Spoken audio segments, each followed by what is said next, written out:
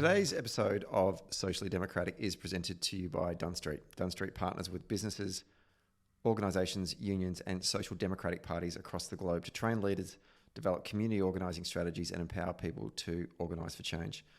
And in 2021, Dunn Street will continue to work with folks that want to make a difference, inspire, give hope and enable leadership to achieve their shared purpose. To find out how you can partner with Dunn Street, hit us up at dunnstreet.com.au. Socially Democratic is also presented to you by Maurice Blackburn. Are you passionate about building strong relationships and solving problems? Maurice Blackburn, Australia's leading plaintiff law firm, is looking for 2 union relationship organisers in sunny Queensland and cosmopolitan Melbourne. Your responsibilities will include providing an exceptional service to union members and union clients by connecting them to the best legal staff across Maurice Blackburn's practice areas. The roles are based in Queensland and in Melbourne, and to apply for one of those 2 roles, go to mauriceBlackburn.com.au/careers. Be part of the change and fight for fair. Apply now. Hello and welcome to another episode of Socially Democratic, your weekly centre-left political and cultural podcast that dives into the progressive issues of the day and the people leading them from home and abroad. And abroad we go again. Last week we were in the Republic of Ireland speaking to the General Secretary of the Irish Labor Party, Billy Sparks, and we are getting on a plane and flying over Britain and landing in the Netherlands today to talk to the volunteer coordinator for the Dutch Labor Party, Nikki Gommers. Volunteer coordinator is a very, very polite way of saying that Nikki Gommers is an organiser. She's the head of the organising team for the Dutch Labor Party, and they've just come off their recent national elections that happened on the 17th of March, so last week. And Nikki's been a great sport to come on the podcast post-election. Come down. Anyone who's worked on a campaign, particularly a central campaign, does not want to talk to anyone, just wants to go into a cocoon and relax and read a book and shut the world off. So we really appreciate Nikki taking time out of her post-election recovery to come and talk to us about the campaign, about the Labor Party campaign, and about the organising work that she and her team of volunteer leaders and volunteers across the Netherlands have been doing and will continue to do into the future. So that is that's our episode today. Don't forget to subscribe to the podcast on Apple Podcasts, Spotify and Stitcher. And if you're an Apple Podcast user, can you leave us a rating that is more than 3.5 stars? And give us a review. And I don't mind if you're honest. Honestly, I'll read them. And if it's a good review, I'll read it out. And if it's a shit review, I'll probably read it out too. But just give us a review, and it helps with the algorithms and all that kind of stuff, which means more people get to find out about the podcast, and then more people get to listen to really good guests like the last 3 we've had on, including Billy Sparks, Tim Picton, and Nikki from today's episode. And for all of the updates on social media, follow Dunn Street at Facebook, Twitter, Instagram, and LinkedIn. Okay, let's get to today's episode.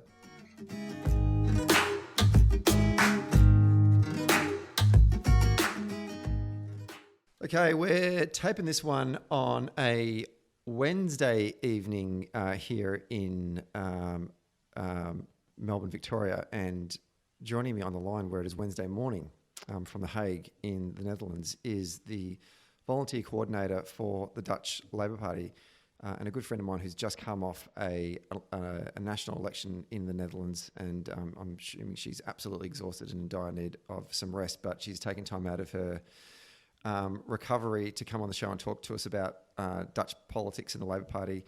Nikki Gommers, welcome to Socially Democratic. Thank you. Thank you for having me. Have you recovered from the election campaign?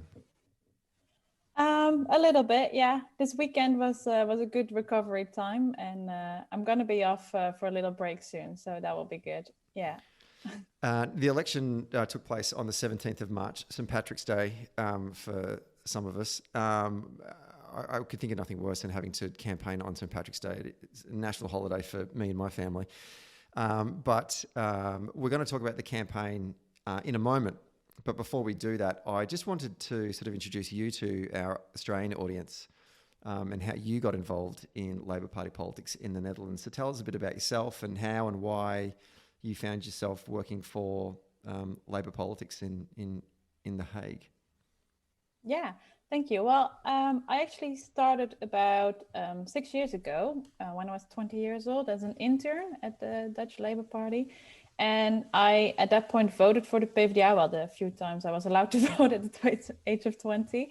But I wasn't not a member yet. But I was very interested in politics. And I very much had that strong sense of justice and equality. And I actually remember telling people recently, which was very interesting, that as a child, and back then I didn't realize that, but as a child I had like lots of cuddly toys, and I wrote a list with all the names on it, so I could make sure that every cuddly toy got to sleep with me an equal amount of nights in all those years. So I felt like if I look back on that, I'm like, oh yeah, I already had it in me very early on. And yeah, so I was an intern, and I remember going to the party conference and listening to all the speeches, and then I thought, yes, these are my people, you know, like I should be part of this.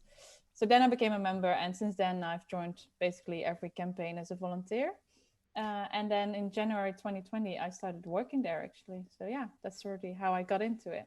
When you were a young girl, did your folks, were they politically involved, or where did those values of equality, whether it be your cuddly toys or fellow Dutch men and women, where did that equality, that value come from? Yeah, I think my father was a big influence in that. Like they were not like politically active, but my father was always very, and my mom as well, very into like what's happening in the news and talking about it. And my father especially, I think, got that into us very early on, and especially that sense of justice and equality. And yeah, so I think that's very much in my upbringing there. Yeah. Young people in the Netherlands, are they actively involved in politics today? Do you find that it's easy for young people to, if they're passionate about a certain issue, that there are avenues in which they can express themselves through the political process? Yeah, I feel like they are more and more. Like I think like you see across the globe, you see like climate strikes here and all that stuff. And actually, what I found interesting is that this election, the turnout between young people was higher than significantly higher than elections before. So yeah, it seems that people really, young people also really get a sense of urgency with politics more and more, I feel. Yeah. You said you attended a couple of party conferences. Sometimes they can be, well, certainly in Australia, they can be very dry affairs and not exactly the most intellectually stimulating moments for a young person who wants to engage in politics. But what was going on at your party conferences that brought home to you the need to, this is my place and this is where I want to be and this is how I want to make change? Yeah, I remember very much that was the speech of our party leader back then. So that was then like 6 years ago, and everybody was like standing up and applauding and like going, you know, like this is it. And yeah, and then I felt that so strongly, like and it was a big room with lots of people. And for the first time, I really felt like, whoa, this is something. So yeah, I feel like it was that one speech that really did it for me, because indeed a party conference can also have a lot of administrative and stuff going on. So yeah, that was, I remember that very well, that speech. Yeah, not exactly what the speech was about, but just the sensation of it, you know. You took an internship with the party. What led you into the path of the work that you're doing now? And I said at the top of the show that you're a volunteer coordinator, that's your official title, but effectively you're overseeing the organising program for the party. You're an organiser at heart. How did you get into that part of political campaigning? Yeah, so as I said, after my internship, I stayed on. I came back every year for every campaign. So like for also the municipal campaigns or the provincial campaigns, as a volunteer myself. And I always found that a very, well, in some ways, eye-opening experience, very much a learning experience. And I've always been very passionate as well about engaging people with politics. So I remember going past, you know, lots of door to door and you hear sometimes people say, yeah, politics, that I'm, it's not about me, and I'm always like, politics is about everyone. And I became very passionate about how to, like, during my study time, like how can you engage more people with politics, because it is about you, and they make decisions about you. So that's very much, and then in combination with my drive for the party, that this role was like perfect, because organizing is all about engaging people with what we do and making sure they can have an impact there and make a change, actually. So yeah, that's where it comes from, I guess. We'll talk a bit more about your role, certainly within the campaign, in a moment. But for our Australian audience who may not be familiar with Dutch politics and the Labor Party, you have recently held your national elections. Let's talk a bit about. Let's set the scene for our non-Dutch audience. Going into the election, who was in government? Where was Labor positioned? Let's start off with that and sort of pick it up from there. Yeah. So in government our prime minister is from the VvD, which is a party sort of similar to conservatives, I would say, in lots of countries. And our prime minister is called Mark Rutte. And we have a coalition government always, because we have a very proportional representation system. So he was in government with D66, which is in the family of the Liberal Democrats, with the Christian Democrats, and with a smaller Christian party, the Christian Union it's called. So those four parties were in government for the past 4 years. And they actually, the government fell just before the elections were already planned. So I believe it was January, if I say it right, that they fell. But normally then you have elections within 100 days, but the elections were already planned for March 17th, but they were going to be there anyway. So yeah, they just fell before the election came about. Is the Dutch Parliament a bicameral parliament? Do you have a lower house and an upper house, or is it just the one chamber? No, we have a lower house and upper house. Yes. And the upper house is elected via the provincial elections. So they are elected in 2019? Yeah. And now was the elections for the lower house. Yeah. And you said they're proportional representation. So your districts or your constituencies, what's the makeup of those? Are they multi-member, or how does that work? Yeah, so it's like the most proportional representational system I think you can. We often use as an example of that, like how it is. So there's like a national list of candidates with. So every party has basically the same people in every place in the country on the candidacy list, and it's just very straightforward. As in, if you have 5% of the votes, you get 5% of the seats. There's no threshold. There's no.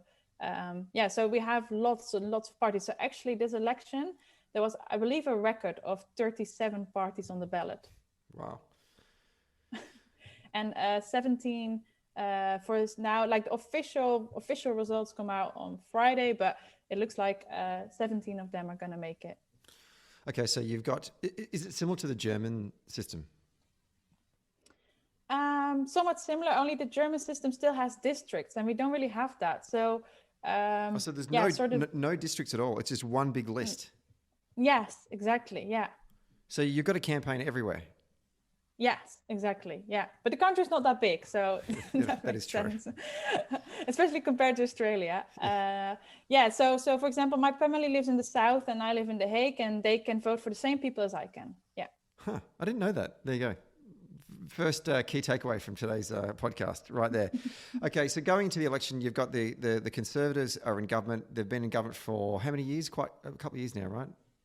Yeah, our Prime Minister, Mark Rutte, has been Prime Minister for over 10 years now, yeah. Okay, so when was the last time Labor was the party of government? We were in, from 2012 to 2016, we were in government with also the VVD, so the party of the Prime Minister. Okay, yeah. okay. And so going into this election, what were the polls predicting? Who was going to do well? Who was expected to win? Who was expected to go backwards? What was your expectations from a Labor Party standpoint? Yeah, so the party of our prime minister, or at that point he was a demissionaire, we say, prime minister, like the government just fell, but he was very far ahead in the polls for a very long time. Apart from that, it was the polls were quite static. Lots of people observed, so there was not, in the weeks leading up to the election, not that much movement. But in the end, the Liberal Democrats, D66, grew a lot. And our party was in the polls progressed for a small gain for a long time. Yeah. D66, it sounds like a band. It doesn't sound like a political party at all. Every time I say D66, I'm thinking of Eminem's band that he was in before he went on his own. I can't remember that band, and the rap listeners will be cursing me right now because I can't remember the name of that band. Okay, so in the end, what did the percentage of votes? I know that the final results haven't been announced until Friday, but what was the final vote count in terms of percentages across the major political parties? Yeah, so the PvdA won quite significantly. So they got like over 20% of the votes for what it looks like now. And the next one is then, for example, D66. It stands for Democrat 66. Okay. That's where it comes from. And they are at about 15-ish%. So there's quite a gap there as well. And then becomes the third party is probably going to be the PVV, which is the party of Geert Wilders, a more far right-wing party. Right. So looking at the main top three tickets or parties, the right as a bloc has done quite well. Was that expected? Yes. The victory of the VVD was expected. I think they were so far ahead of everyone else in the polls. Like a couple of months before, they were even further ahead, like over 40 seats. They got in the end about 34, 35 is going to be what it's going to end up. But not so much the D66, which was not in the polls clearly till, I would say, 1.5 weeks before that they really started growing. So that was really like the last 1 week that happened. Yeah. We'll talk about Labor in a moment, but let's talk about, just on a very general sense, the policies that dominated the conversation in the lead up to the election. Obviously, in Europe, COVID is still a big issue. How much did COVID influence the conversations in the campaign, and let's talk about some of the other issues that reverberated beyond handling of COVID? Yeah, so it was actually interesting to see, because COVID was clearly a topic that people in their voting choice took into account, of course. And our Prime Minister from Mark Rutte was very much ahead, because he was also seen as the leader of managing all this. But interestingly, it was not so much covered in, for example, the TV debates or during the evening talk shows. Or so that was interesting to see. So yeah, apart from that, there were a couple of topics, but I would say there were quite a lot of different ones. So you had, for example, of course, the economy, how are we going to deal with the crisis, the economic crisis, but also education, immigration. It was a bit about climate, but not that much, I would say, and a bit about housing, as there's a big housing issues here in the Netherlands, a lot of shortage of houses. So yeah, but it was a lot of topics were covered, actually, and COVID was not so explicitly covered in the TV debates, for example. You mentioned immigration there. I'm just looking at the PVV vote, which is around about 10%.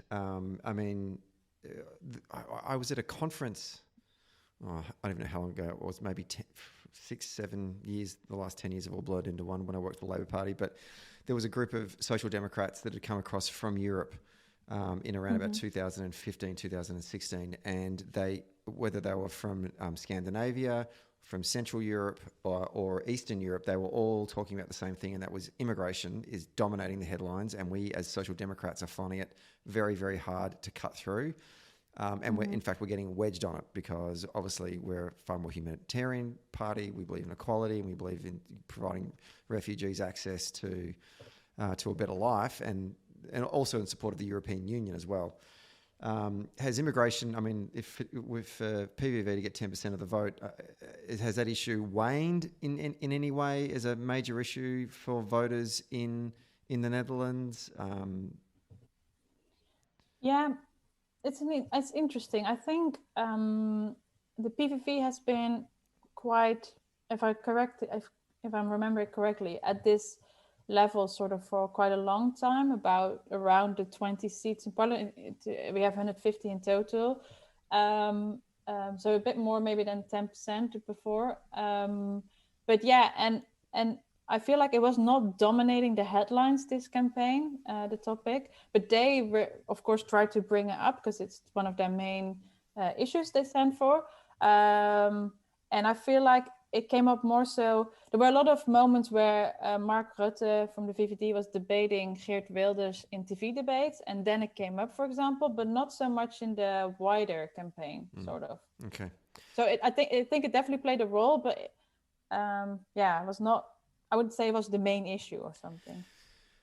We in Australia have had a number of elections now at a state level, not at a national level, but we've had 2 territory elections and 2 state elections in which the incumbents were the Labor government and have all been returned back into office with sizable margins during this COVID period. And there's a theory that we're starting to develop that is if you are seen to be credible and managing the response to COVID, both in a health response but also in an economic response, then the electorate will reward you. Do you feel that this has been replicated in Dutch politics with the return of the Conservatives at this election? Yeah, definitely for the Conservatives. I think lots of people trust Mark Rutte to manage all this. And that's what you also saw in the polls and in the, that he is a leader of our country. He's guiding us through it. But interestingly, it doesn't fully apply because the Christian Democrats, they were also in government and they were having the health minister these years. And actually they lost. And I think there's many elements to that, but it's not like that all governing parties do gain. So that's an interesting aspect to it. I mean, the Christian Democrats, they have finished up on, correct me if I'm wrong, but they're just under about 10%. Was there a drop in their vote from the last election? Yeah. Why do you think that was? Why do you think that was? Well, they were actually still in the polls till a couple of weeks ago. Also, if I remember correctly, like stable, like no loss. But they had some internal struggles with their. They first had another party leader, which is that health minister, and then they changed their party leader to who's the minister of finance. And yeah, he just made some mistakes along the way, and was a bit just for people. It was not a very smooth campaign on their side, I would say. So, that in the last weeks that diminished them in the polls. Yeah. Let's turn to the Labor Party and their campaign. The party didn't have a great start to moving into the formal component of the campaign because you changed leaders. And I remember you and I were on a call for doing some sort of pan-European organising work, and you said, I've got to go. We've just lost our leader, and I don't know what's going to happen now. Which my heart just went out to you at that moment. Like, I mean, the Labor Party in Australia has been dysfunctional at times where we've changed leaders mid-race, but not as close as you were to the election. What was the story behind this leadership switch?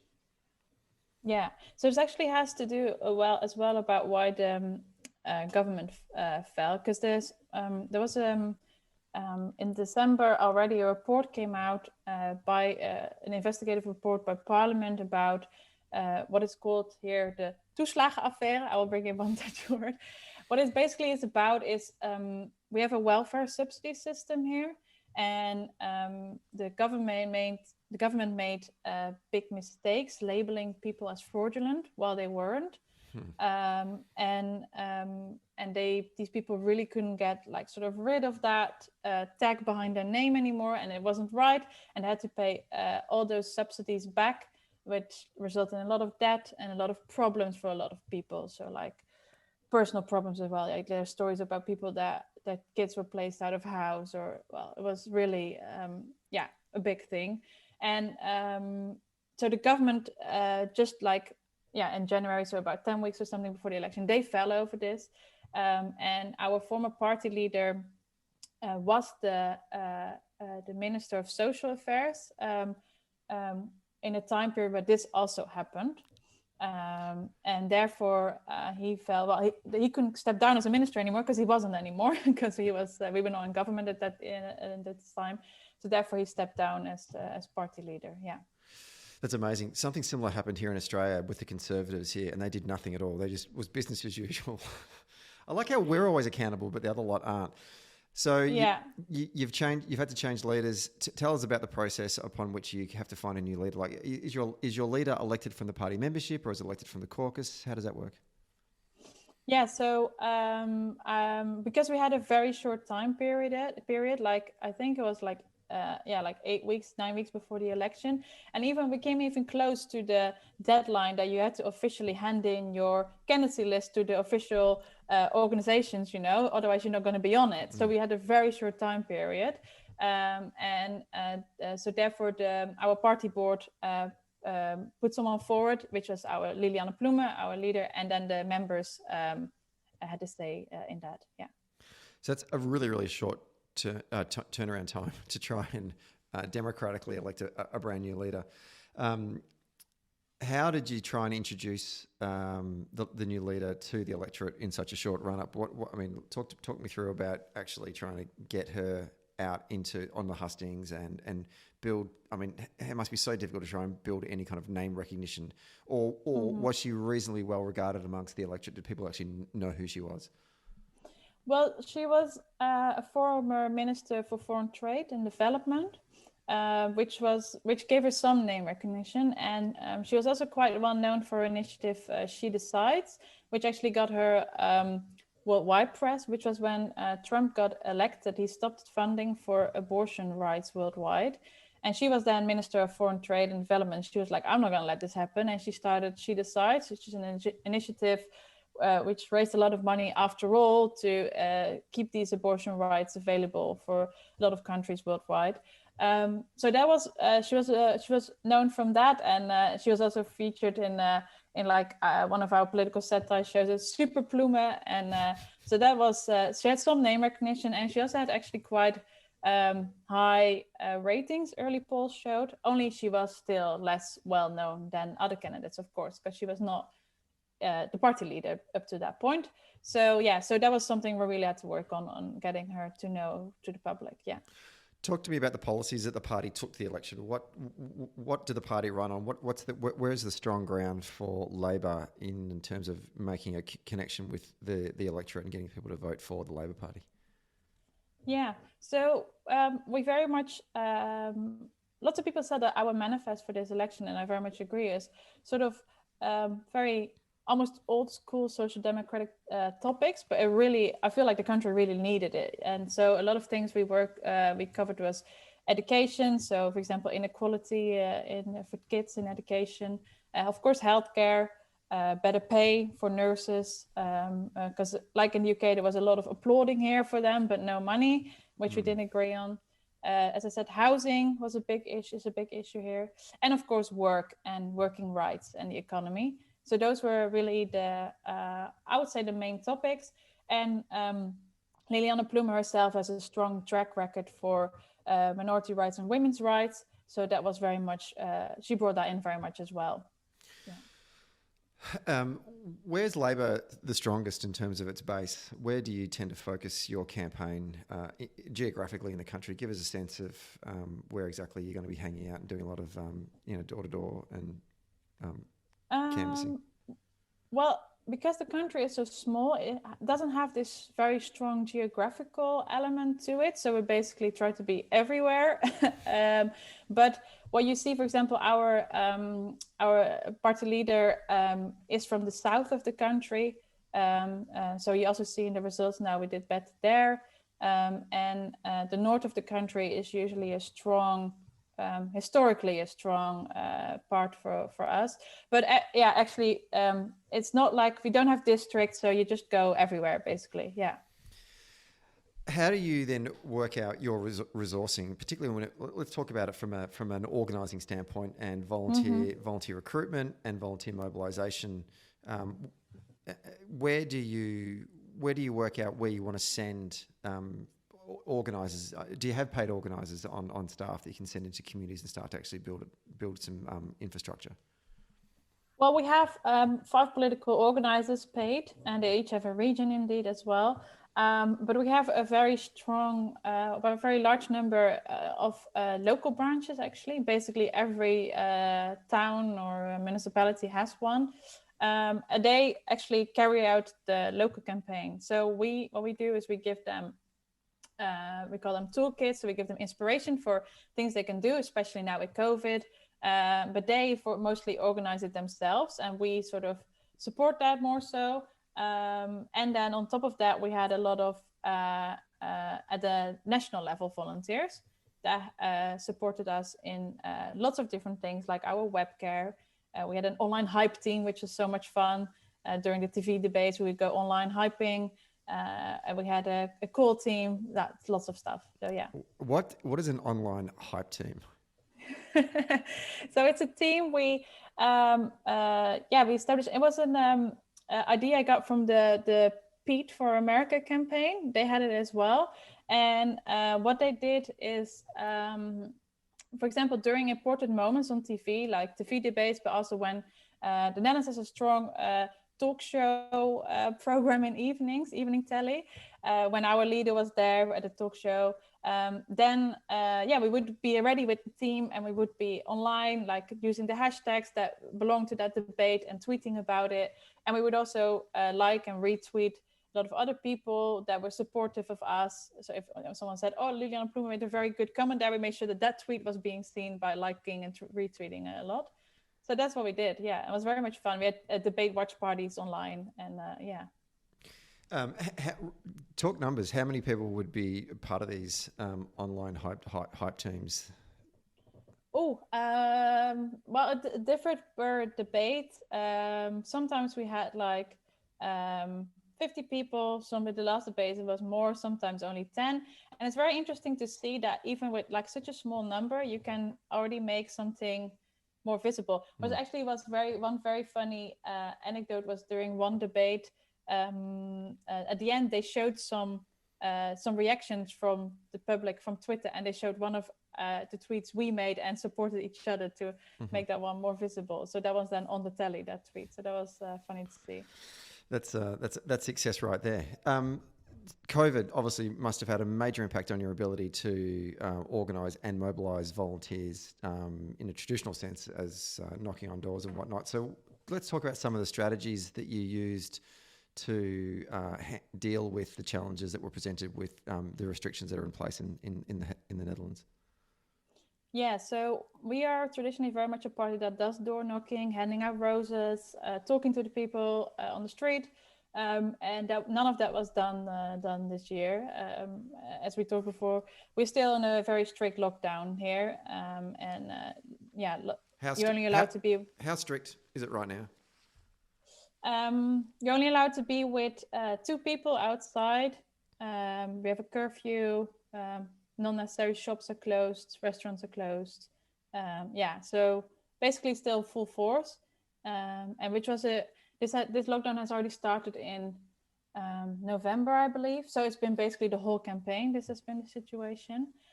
So what we decided on early on is that we should plan for things we could do for sure. And then you could maybe upgrade. So we were saying we're going to fill a lot of letterboxes with leaflets and letters. And if we can then, if it turns out that in March we can knock on the door, we can always hand the leaflet, but then at least we have something we can do.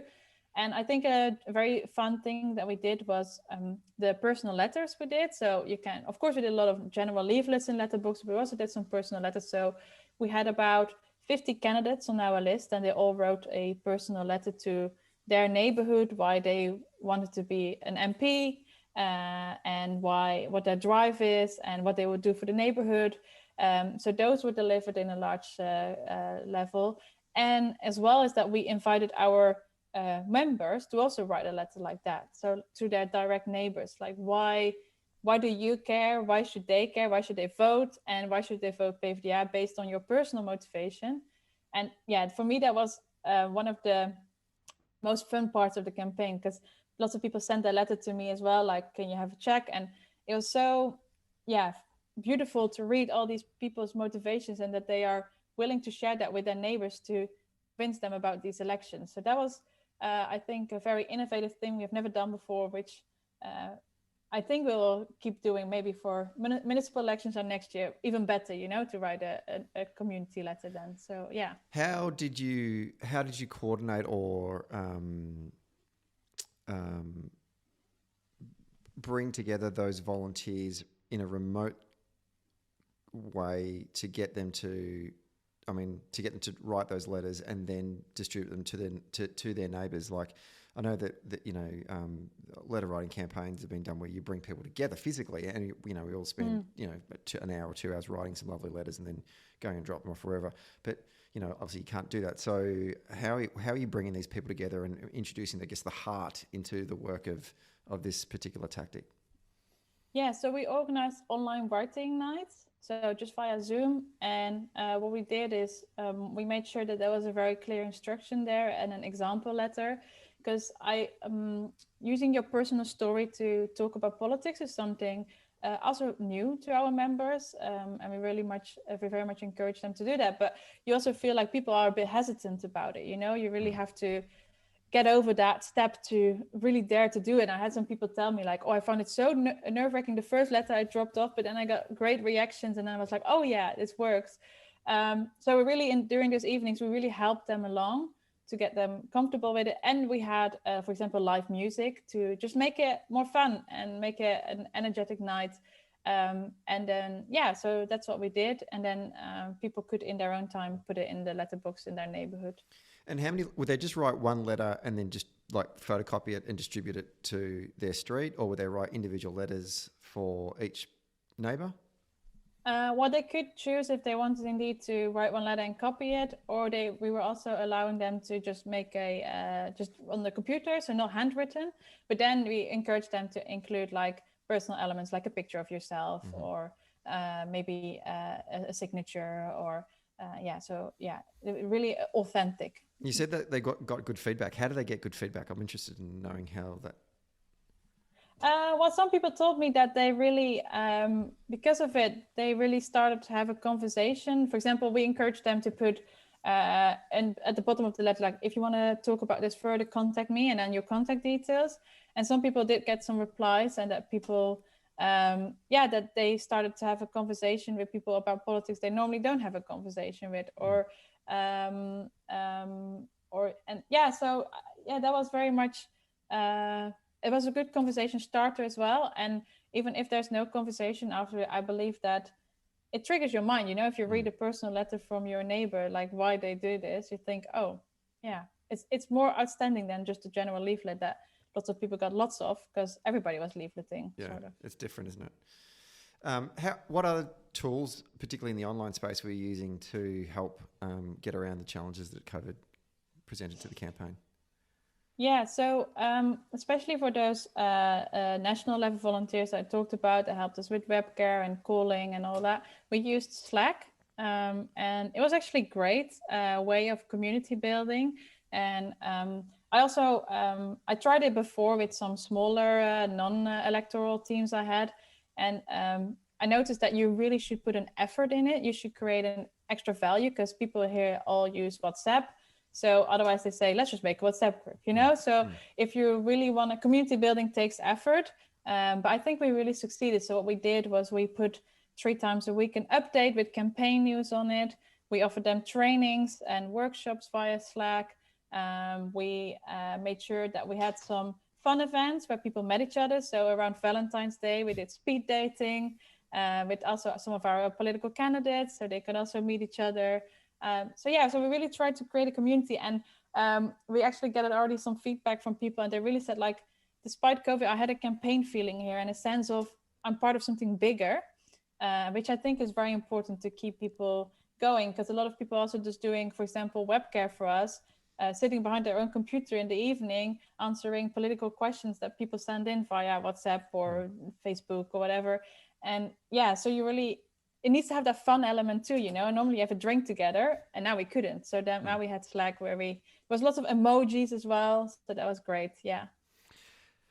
Campaign teams of volunteer leaders are such a crucial component in the work of organising, and I know that you guys have been working diligently over that to develop those teams. Not easy during COVID again.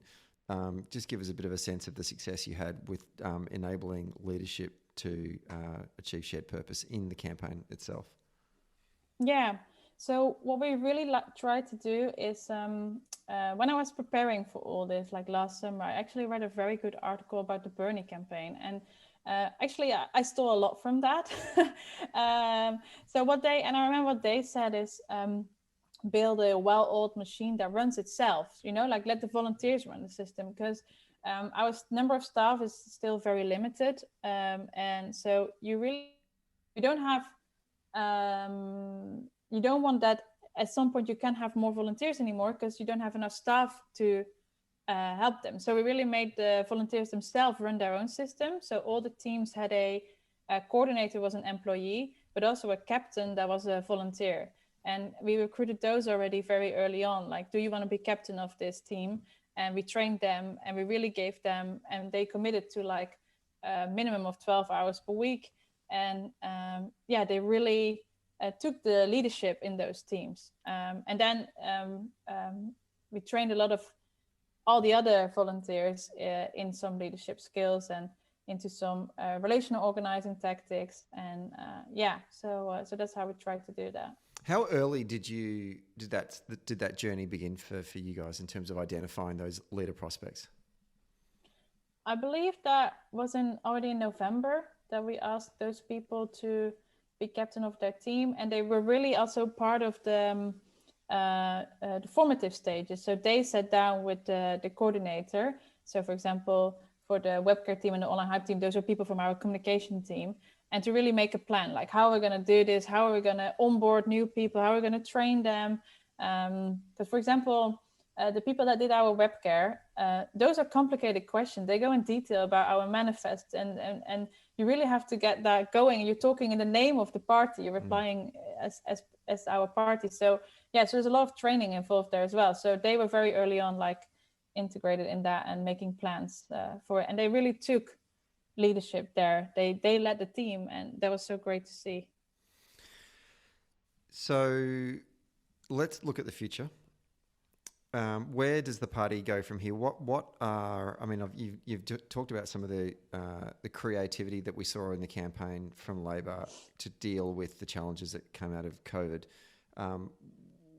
If you could do a good old organising evaluation, a plus, a delta, and a key takeaway, what was a plus that you took out of the campaign, even though that you didn't get the result that you guys were looking for?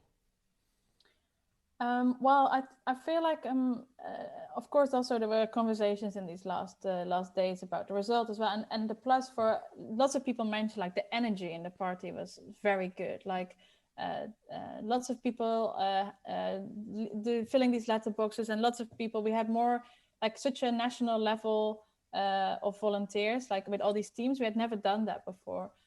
So I feel like that was a major plus for the party, and it's also something that we really want to keep building onwards. Like we trained these volunteers in so many aspects, so we're also looking in how we can now keep going there.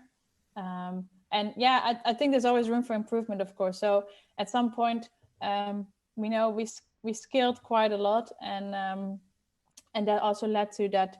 I like to, know all of them a little bit, and have that personal relationship. But at some point, that was not possible anymore. And I know that my team captains knew everybody in their team, so that in that way it was fine.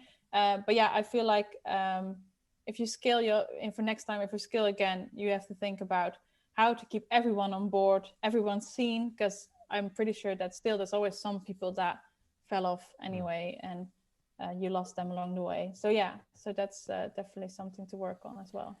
So from an organising standpoint, where do you see the party taking the building on the successes that you did have in the most recent elections and growing that that foundation of new volunteers and volunteer leaders that came into the campaign, and building on that because you got municipal elections next year. So next year, yeah. There's already an election on the horizon.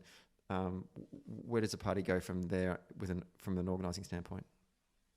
Yeah, so I think we're very much going into developing that leadership more. So now we had those team captains that really got that leadership role, but I feel like more people, there's so much talent, and there were so many new young people that there was the first campaign, and they're so talented. So for example, what we're working on is an organizing academy where we are taking on very talented volunteers and train them in all the aspects of the organizing. And there also comes in the pan-European group we talked about shortly before, which is a group of social democratic organizers, which is a very great group. And they are also very much with a lot of experience, and they are very willing to also take this on with us and take this organizing academy to the next level. So we can train a lot of people in all the skills of organizing, so they can extend it then in the party, and like the whole snowflake model that organizing has. So yeah, so that's really what I'm very much looking forward to, and we're already working on right now. Yeah. Well, I'm looking forward to seeing how it all goes, and good luck with your organising academy. I think it's fantastic to see the Dutch Labour Party invest resources into this work, because it's critically important, not just for electoral success, but also party building as well. We need to organise and mobilise our resources in order to win these elections, and I think that's a great step forward. Nikki, thanks so much for coming on the show today. You're an absolute trooper, given that you've just come off the back of a campaign. You must be absolutely shattered. So we do appreciate you taking time out of your early morning to come on the show and just share with us some of the experiences you had from the most recent election campaign in the Netherlands. Yeah, thank you very much. I very much liked being on here, so thank you for having me. Cheers. Thank you.